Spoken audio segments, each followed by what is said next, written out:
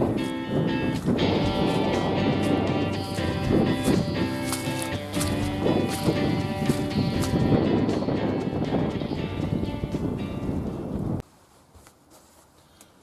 hello once again, and welcome back to another week on my allotment. And there really isn't, as I've said several times now, there isn't a lot going on. It's pretty much sorted, ready for next spring.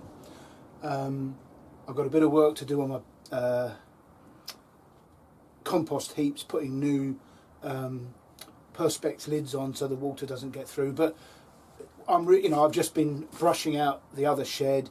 And my main job up here today, to tell you, how little there is for me to do now. All these old signs that, told me what I had in what bed, they're all done with permanent marker.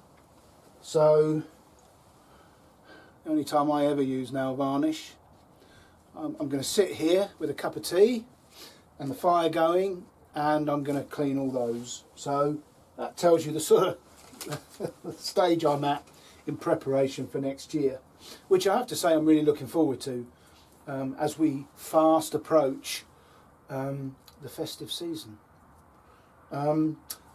So I thought what I'd do to get another video out, it's something I'd wanted to do for a while, and I want to promote a bit of thought. So I'm going to talk again about health again, and the way I think about it. And that will lead me on then to talk about juicing. Cheryl and I mean, it was led by me. She rolls her eyes and says, "Oh, what now?" Although she's followed me as we've gone along this route. And I simply want to promote a bit of thought. And we've been juicing now and using a juicer for our fruits and vegetables. Well, vegetables in a juicer, for 3 years now, and we have a juice every day, and it's part of our preventative strategy. And we have a lot of fruit off the allotment, black currants, raspberries and strawberries. We had a real bountiful crop this year, and we managed to freeze some, and so now in the evening I take out a frozen bag of strawberries or black currants, whatever, put them in the fridge, and overnight they thaw. They're still very cold, and then in the morning I put them in a smoothie. And in a short while I'm going to put in some clips that I made earlier of some juicing and smoothies that I make at home. And I hope you find that interesting. There's lots of stuff on the internet about juicing and smoothies and all that. And I'm, again, just like my allotment, I'm not here to tell you how to do these things. What I am going to show you is how I do it, what we do, and the reasons we do it. We live in a world, in a society where you do what you want, you eat what you want, you drink what you want, you exercise as little or as much as you want, and you live your life pretty much, if we're honest with each other, and I include myself in that, up to 3 years ago. If somebody asks you, say, do you care about your health? Oh yes, I care about my health. But do you actually actively do anything about it? Well, of course, lots of people do, and to their credit. But most people, if we're honest, we just live our lives, and then one day, bang, we get a diagnosis. Usually in our 50s, 60s and into our 70s. But eventually what we do to ourselves catches up, and the body starts to suffer problems. As strong as our human body is, we evolved ahead of many other species. We are winners. But even our bodies and our immune system cannot protect against the barrage of assault we give it nowadays. So you get this diagnosis, and then you turn to the doctor and say, "What are we going to do, doc?" And he'll give you a medicine. And anyway, you've heard me say about that. Medicines don't cure anything, and they're not good for your health. They're actually part of the problem. So what we do is we carry out a preventative strategy. When let's say just back at the turn of the century, back in the 1900s, your chances of getting cancer were 1 in 33. It varies depending on the study you read, but they were studying it back then. You had a 1 in 33 chance in your lifetime of getting cancer. Now, depending on where you live and your gender, you have between a 50% or 1 in 2 or 2 in 3. And I'm sure in my grandchildren's lifetime that's going to get worse. although statistically it can't get much worse, can it? So I'm not waiting for the diagnosis, I'm doing something about it now, and that's what I want to talk about. So I hope, again, I put this caveat in, it's not done to upset anyone, because talking about our bad habits upsets people. I know from personal experience with family, it upsets people and they get angry. They don't think about it, they don't stop, they don't dwell, there's no critical thinking involved, it's just an immediate angry reaction. Oh, Martin! Anyway, I hope you'll excuse if I wear my awful glasses that are all wonky. Either my glasses are wonky or my head, or both. Anyway, it's in no particular order. I haven't sat down and made a strategy of what I'm going to say, but bear with it. Listen to what I have to say, please. And then afterwards, when you switch me off, think about what I've said. It will be different, generally, to what you think. It's just a different view. We live in a world now where anyone who's got a different view to you, we all get angry with them. All this abuse over the election, and if somebody has a different view, listen to it. You may learn something. So, without further ado, I want to mention something, and it's what we do, and I've seen it in lectures, and it's G-bombs. G-B-O-M-B-S.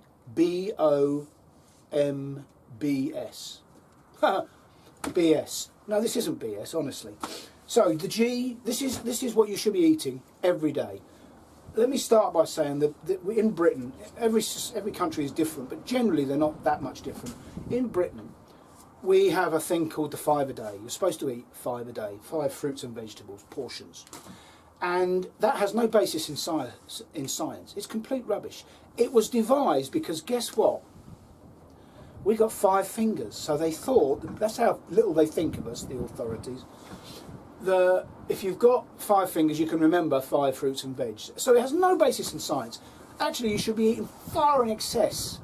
I have 5 fruits and vegetables, more than that, in my breakfast alone. Now, I'm not speaking as some, triumphant, being triumphant and arrogant about what I do. I'm just suggesting to you 5 fruits and veg a day, which most people don't get, is absolute nonsense and has no basis in science.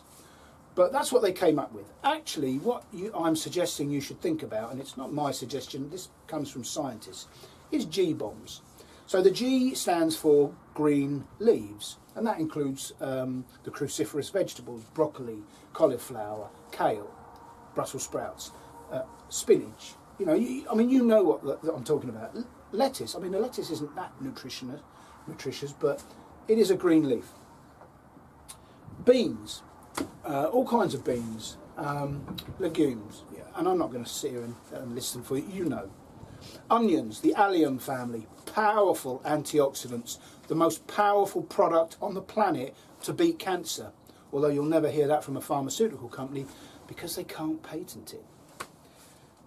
Mushrooms, fungi, incredibly healthy, full of goodness. Berries, raspberries, strawberries, and so on. And the last one is seeds. I mean, if you think about a tiny little acorn, that holds all the power required in nature when you add water and some soil to grow the biggest oak tree in the land. And it's all held within a seed. So seeds are full of goodness. So, G-bombs. You should try every day to include those in your diet. I mean, if you really care, and if you've got some kind of chronic illness, that's all you should be eating. It's all your body needs. And all this nonsense about, oh, you need animal protein. There's no such thing as animal protein. It's a complete marketing myth. Protein only comes from one source on this planet, and that is plants. The protein you eat in animals has accumulated in their muscle mass through them eating grass and plants. Now, why would you eat it second-hand? That's ridiculous. You wouldn't eat anything else second-hand. If I ate a cake and you eat me, that's nonsense, isn't it? Just eat the cake yourself. So, there you go. So, G-bombs. Please remember that and think about it and try and incorporate it into your diet.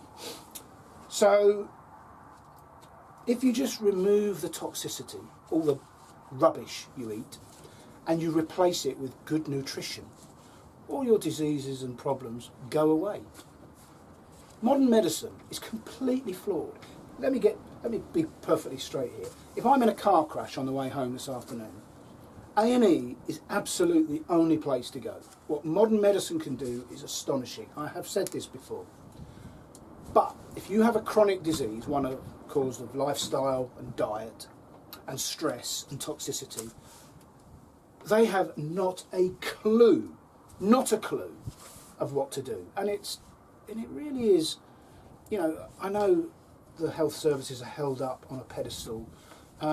Well, you know, and one day I may need them, but it won't be for a chronic disease I've given myself. If I've given it to myself, I can cure it myself. So, I'd like to suggest something to you. There's a documentary on YouTube called Super Juice Me. It's done by a man called Jason Vale. You may or may not have heard about him, and he's an Englishman. And he advocates juicing. And he made a documentary, and he's got a resort in Portugal called Juicy Oasis. A fairly naff name, but a pretty wonderful place.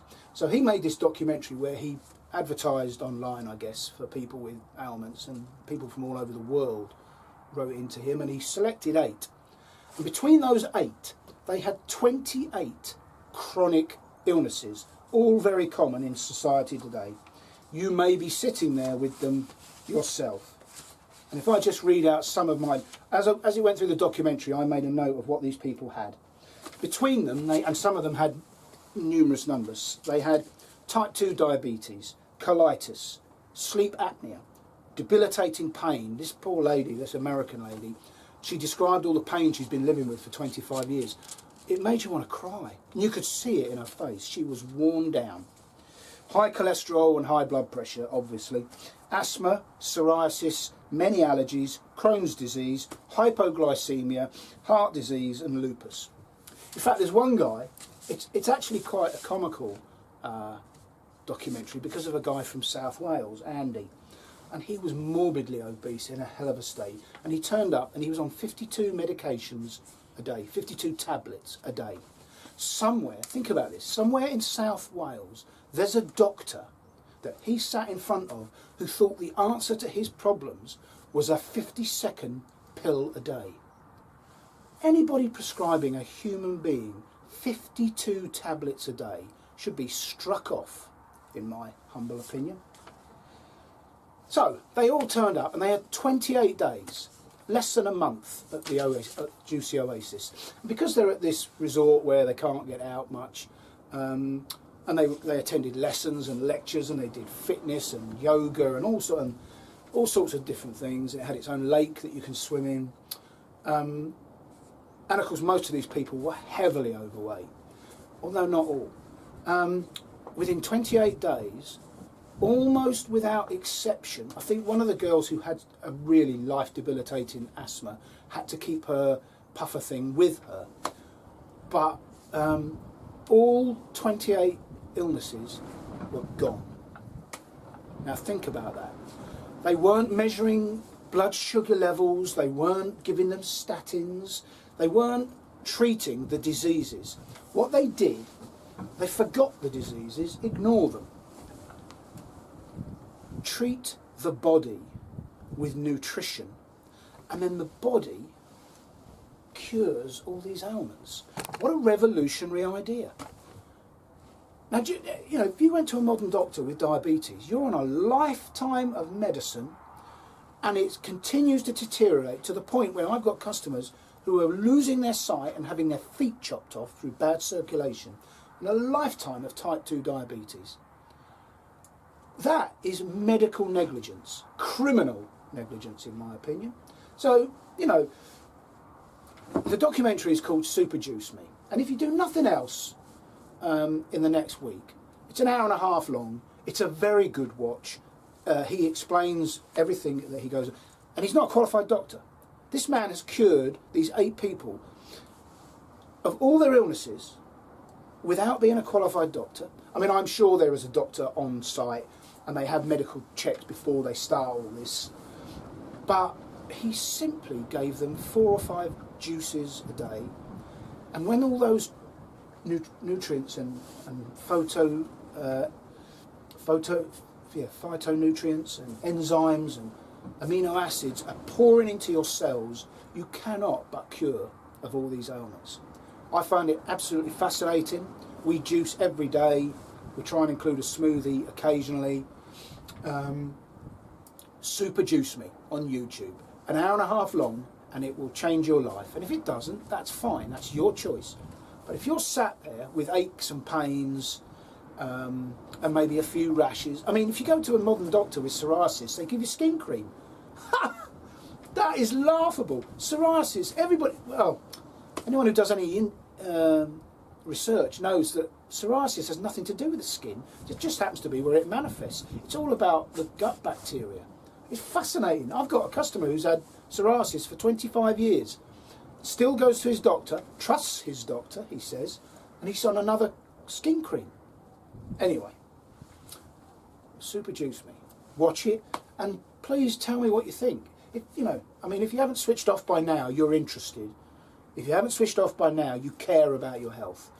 Watch it, and when it gets to the last sort of 5 minutes, it sort of, as you'd expect, there's a before and after shot of each of them, and it tells you what's happened to all their illnesses and how symptom-free they are. Read all that and take interest in it, but look in their eyes. Every one of them, look at their eyes, and then look at their eyes in the before shot. They look dead and beaten. In that you can see in their eyes, the eyes are the window to the soul, and forget the medical issues. Each one of them, at the end of that 28 days, are completely alive and vibrant. Their eyes are the most fascinating part of the programme. That American lady who had the pain, she has other issues, but she's in tears at various points. And when she goes onto the juices, and of course you're only on juices, you're not eating anything else, it's a fast. Within a day, she starts to recognise the alleviation of the pain. You see her face. I mean, she loses a lot of weight. She wasn't a large lady in the first place. But you look at her face at the end of it, you can see she's been reborn. It's wonderful. And it's open to all of us. A juicer costs about 60 quid, depending on which one you get. So anyway, I've said enough. I hope you find that interesting. And after my 10-minute rant, if you're still here, you do find it interesting like I do. The whole thing fascinates me. So watch the documentary, Super Juice Me. Please put in the comments below what you think of it. Any thoughts, positive or negative. I'm happy to take criticism. Been doing it all my life. Let me know what you think. I've watched it now 4 or 5 times, and each time it sort of reinvigorates me to do what I do. But anyway, it's enough of that. I'm now going to take you on to back to my kitchen, where I'm going to show you what we do and why we do it. I hope you enjoy that as well. Oh, hello and welcome to my home. And as I said, I'm just going to show you what I do every morning. We always have a juice every morning, and as often as possible, when I've got the fruit, which I've got lots of frozen in the freezers out in the garage, we have a smoothie. So let's start with the juice, which is a carrot juice. Carrots as such are not very high on the list of protective vegetables, but what they do is they promote the growth in your body of natural killer cells. And if you don't know, natural killer cells, as the name suggests, patrol your digestive system and your body, killing rogue cells, and that's really important. Every day scientists estimate that you produce about 10,000 mutated cells which can become cancerous if your immune system is not strong, and the carrot juice is particularly protective in that regard. So without further ado, I won't speak while I'm doing it because obviously the machine makes a hell of a noise. It's got carrots, ginger and apple, and when I put the apple through, I sandwich the ginger between it. It just helps it go through the juicer, and then the carrots go in at the end. Oh, and I will need a glass or two. Right then, so 1 whole apple and a good bit of ginger. The ginger, you know, packed with vitamin C, full of goodness and antioxidants, really powerful. Every year at the health centre, which is full of sick people and germs, where Cheryl works as a receptionist, all the other ladies there, over 20 of them, have the flu jab. Cheryl refuses it because it's a ridiculous thing, and every year they're all off sick with flus and colds, and Cheryl's never had a day off in 10 years. So, you know, we put a lot of that down to the ginger every day, going into the cells and protecting them with high dose vitamin C.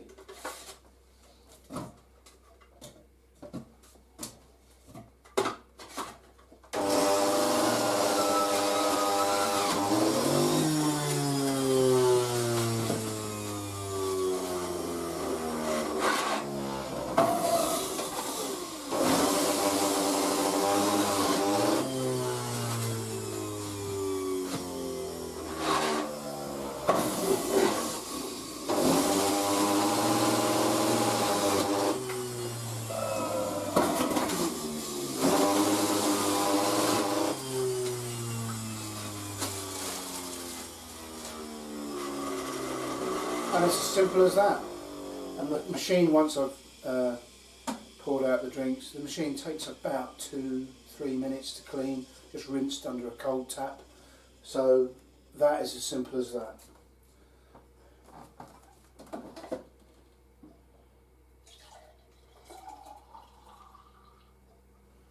If I don't leave some for Cheryl, she'll be highly upset. So there you have it. Carrot, apple and ginger.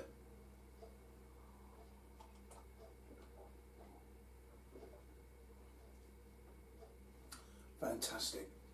Really, really sweet. The apple makes it sweet.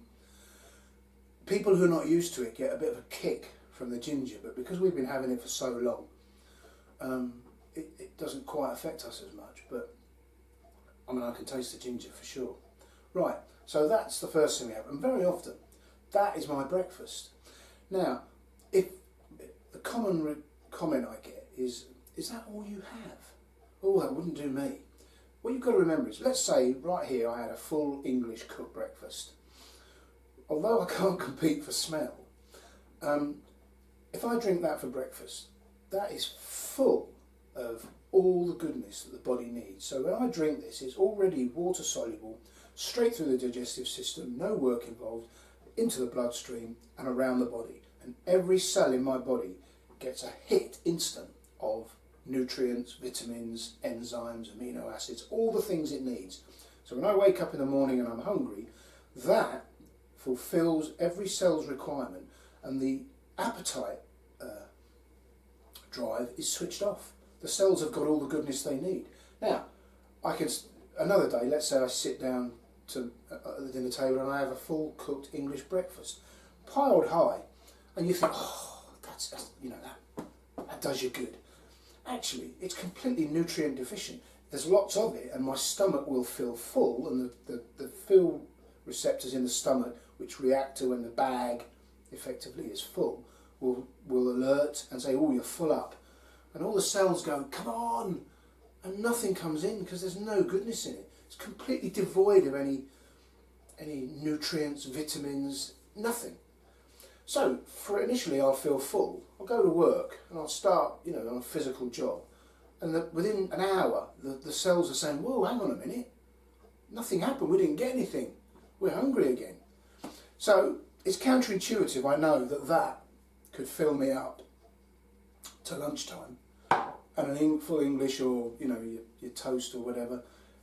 The actual reality is that is all I need. Now, let's move on to the smoothie. Now we've got a NutriBullet here. Other blenders are available, but the simplicity of this, and I think they all generally follow the same theme.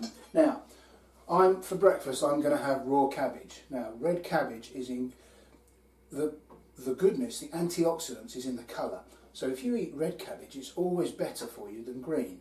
Red bell peppers are better for you antioxidant-wise than green. red grapes are better for you than green. The power is in the colour. So this is incredible. Now, nobody eats raw red cabbage, do they? So can you drink it? Well, the answer is, and I'm going to show you how, yes you can.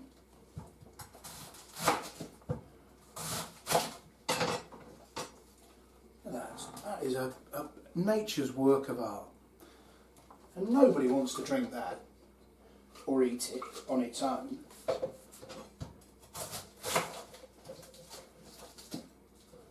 But done this way, it's easy. So, a bit of red cabbage, put a banana in, that gives it some thickness and some texture.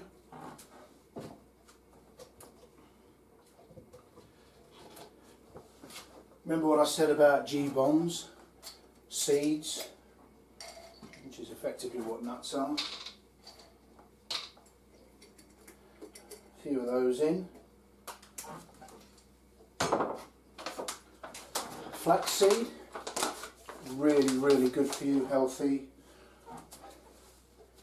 protective against cancers and all sorts of different other things. Right, apricot kernels. We eat apricot kernels every day. There's a documentary on YouTube called A World Without Cancer. It's a very old documentary made in the 70s, I would guess, talking about how if you consume apricot kernels, like many ancient societies, the Huns and Kuts in the Himalayas and so on, you cannot get cancer. These are full of nitrilocydes, which our diet is now completely devoid of because they're bitter, and nobody likes bitter food. So we've bred the bitterness out of almonds and so on, and we're doing the same out of Brussels sprouts. So if you can get an old kind of Brussels sprout, they are full of nitrilocydes, and nitrilocydes are what we're devoid of, which can then lead to cancer. Anyway, you may or may not take that. The documentary A World Without Cancer is fascinating. It's very old, but then that's because the science is old. And recently, the Food Standards Agency outlawed these because they're poisonous. They've got, in each one, there's a molecule of cyanide. And they say, oh, cyanide's poisonous. Well, it is in isolation. If you were to process these, which is what man does, and extract the cyanide, yes, cyanide in its purest form is poisonous. But in this, it's wrapped up in other molecules. Either the Food Standards Agency are as thick as a whale omelette, or there's something sinister going on there. So we have to buy these now as a facial scrub. I don't really, clearly I don't use a facial scrub, but you're supposed, on this, it used to say for consumption, now it says to be used as a facial scrub. We're just scamming the law because I'm taking these and I'm eating them. Food Standards Agency. Okay, so then we put a few dates in. They add a real sweetness, which counteracts the bitterness of the raw cabbage. And then, every one of these black currants was patiently picked by my wife, and we freeze them, and we got a freezer full.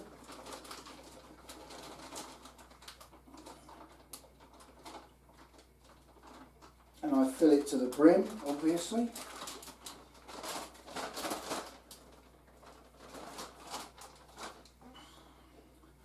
Excuse me while I go to the fridge and get some cold water.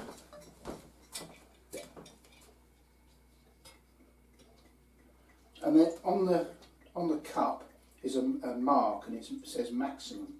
And as the name suggests, you have to fill it no fuller than that mark. Well, over time I know where it is, he says.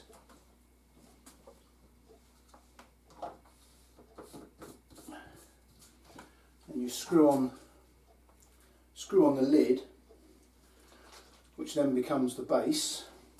And I'll just be quiet for a minute while I do this.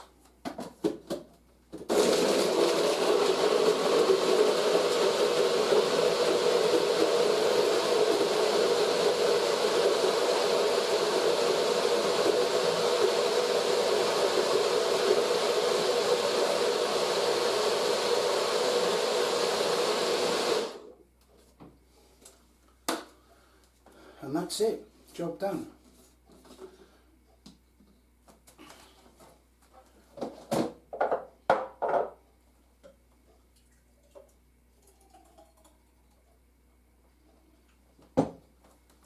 Now, where before if I'd have just eaten the cabbage it would have been disgusting, that is now wrapped up in beautiful sweetness. Everything in there is raw, pure, organic.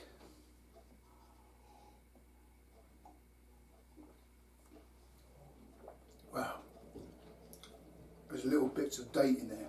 It's beautiful. I can't taste any cabbage. That is sweet and very filling. Cheers, your good health. It's blowing an absolute hoolie out there now. I wrote some other stuff down. Excuse me. I just want to mention, in no particular order, about the G-bombs, the daily diet thing. Greens, beans, onions, mushrooms, berries and seeds. And this is in no particular order, and these were points that were mentioned by the chap whose lecture I watched that mentioned G-bombs. And there are thousands of studies on nutrition, fruits and vegetables and so on. The evidence is overwhelming. The modern media might not mention it because of course there's no money for pharmaceutical industries in broccoli, but one study amongst women showed that women who ate 10 grams of mushrooms every day, that's about the size of your thumb, that's all, that per day, had a 64% less risk of breast cancer. Now, can you imagine if a pharmaceutical company came up with a drug that you took daily and reduced a woman's risk of breast cancer by 64%? The BBC would have that front and centre. It might even take over from Brexit for a brief moment of their news. But it's not. It's mushrooms. And you'll never hear that. Women that had breast cancer, that had developed and been diagnosed with breast cancer, that consumed 1 tablespoon of flaxseed every day, had 68% less risk of reoccurrence. Now, I'm sure you, like me, have heard many cases of women that develop breast cancer and then they have their breasts cut off, which is barbaric, and go through debilitating chemotherapy, radiation, etc., to be told they're clear, we got it all, only to find months or a few years later, it's back. Well, of course it's not back, it never went. But just by eating a tablespoon of flaxseed, I mean, we do that every day anyway, and we put it on our breakfast cereal and it disappears, you don't know it's there, it's tasteless. But again, if that was a drug, there'd be somebody from Cambridge on the telly saying, well, it's still in the development stages, but this is a game changer. But of course you don't hear that. All people who eat a quarter cup of onions daily have an overall 55% lower risk of all cancers. I mentioned back in the summer about the study that was done on onion and allium and garlic juices, etc., that they kill all many strains of different cancers.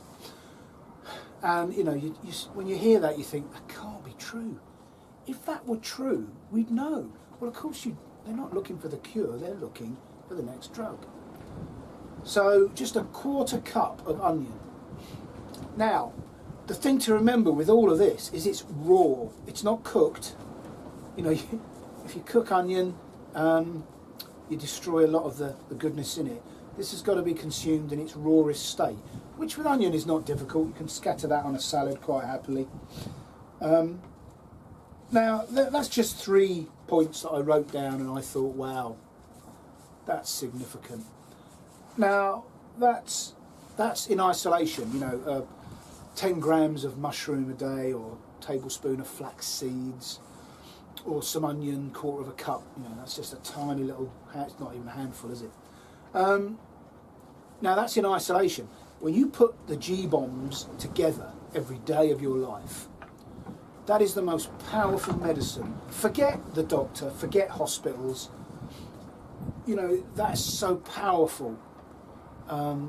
that you're 9/10 of the way there. Now, of course, that doesn't mean that you can do all this and then, you know, I might die of a stroke tomorrow, or I might get cancer and, you know, I'll be sick as a pig. But life has no guarantees. You can do all this. You know, I've seen presentations given by a group in America, in California, a group of women who all had end-stage terminal breast cancer. And every one of the reason they got together, they all had these things in common. They were very fit, they were healthy, you know, their BMI was low, they ate healthily, they exercised, they did all these things, and still they went and got cancer. And you know, life can be a bummer, can't it? But you know, the modern system of just sitting there eating what you like and stuffing your face, and then one day you get cancer and everyone's, oh, that's terrible, oh, how sad. Well, of course it is. But you know, it's like driving towards a brick wall and not putting your foot on the brake, or not steering round it, and then going, oh, how awful, he's hit the, you know. Anyway, food for thought. I'm just trying to promote critical thinking. Again, leave a comment, tell me what you think. Well, I think it's fair to say I've ranted on long enough. So that's the end of another video. I have actually just been out there. It's actually quite a sunny day, despite the howling wind. And picked another, maybe 7 or 8 leeks. 3, I had another 3, but they've gone in the compost heap because they were mushy inside. But thanks for the comment that was left to say freeze them. And that brings me on nicely to sort of winding up this year. I started doing these videos in March, I think, and here we are in December with Christmas just around the corner, and it's time for me to sign off. So I'd like to say, from a personal point of view, I've really enjoyed making these videos, and for those of you that have subscribed and joined me along the way through the year, thank you very much. It includes some family and some friends, and friends of family and family of friends, and you know how these things go. So thank you very much for subscribing. Thank you very much for all the comments you've left, and have a wonderful Christmas, and I hope that the new year 2020 is a happy and a healthy one for you and your families. And if you can, join me in January when I shall start all this over again and bore you for another year. So thank you very much, and I shall see you in 2020. Bye for now.